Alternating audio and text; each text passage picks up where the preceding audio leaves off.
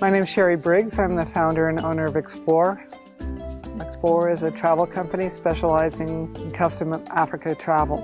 The beauty of Explore is that they've always been focused on not just African wildlife experience, but the African cultural experience as well.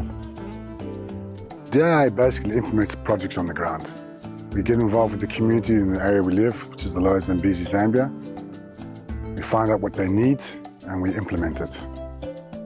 My name is Isam Seto. I'm the community coordinator for DIA projects in Lower Zambezi, Zambia. So in fact, I'm the modem. All the information has to pass through me to both sides. Now the difference with the DIA, whatever they are doing is direct to the community. They are working direct with the community without any other link. So this is the fourth largest water source in Africa, yet people can't get water to the fields. Most irrigation is done by hand, which is it's just not viable at all. All we had to do was find a way to get the water up from the river to the fields. We have an abundant source of sun, so that we have natural energy, and solar irrigation, albeit not the ideal answer, is a very good answer.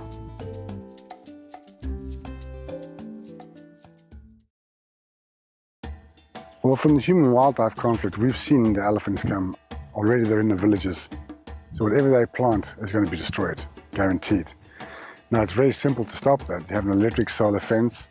We back that up with some beehives, because elephants are terrified of bees. So we discussed really simple methods as to how to avoid these elephants going for the crops. Most of the local people are well aware of how to do this. They just don't have the finances.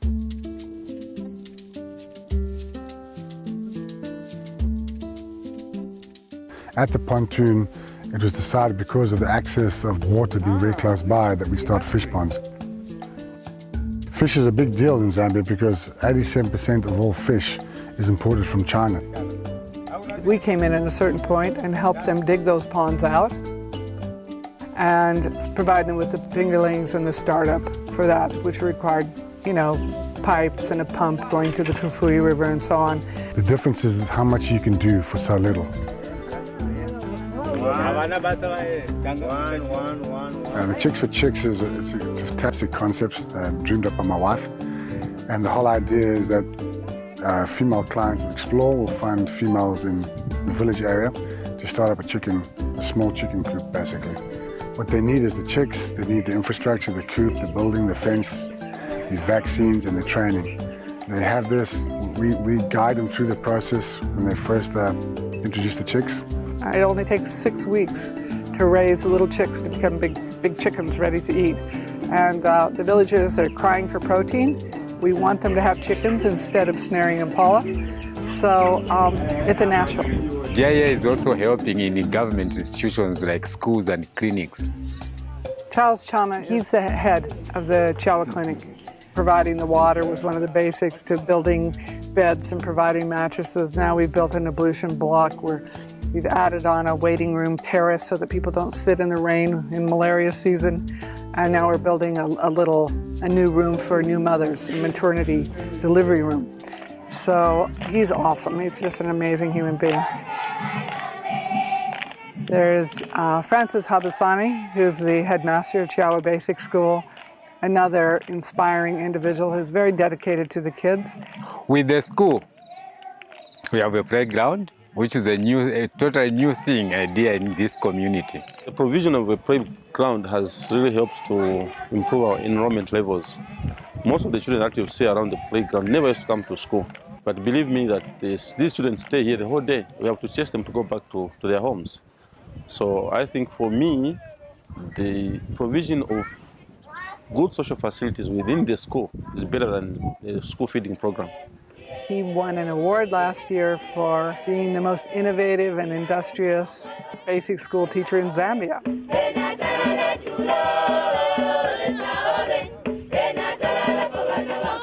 In the past, if you ask those girls, they'll tell you probably they just want to be nurses, they just want to be teachers.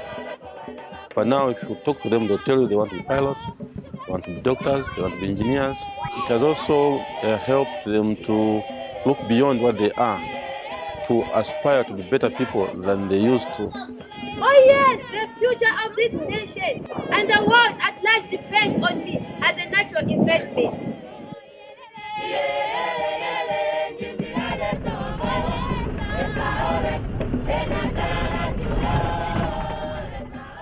Sarin Yantanga is one of our counselors for the area. He's an elected official.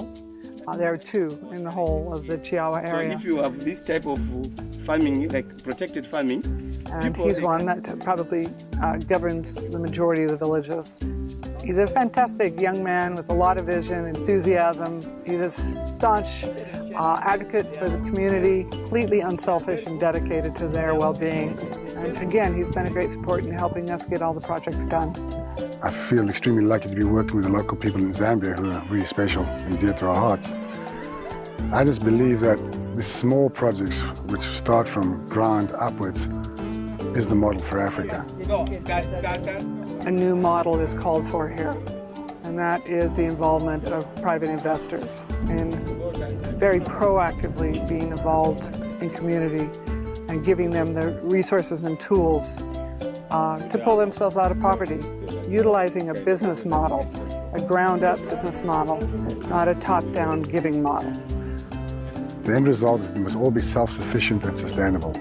That they all should be able, if I'm here or not here, or Sherry's here or not here, to be able to do what is necessary.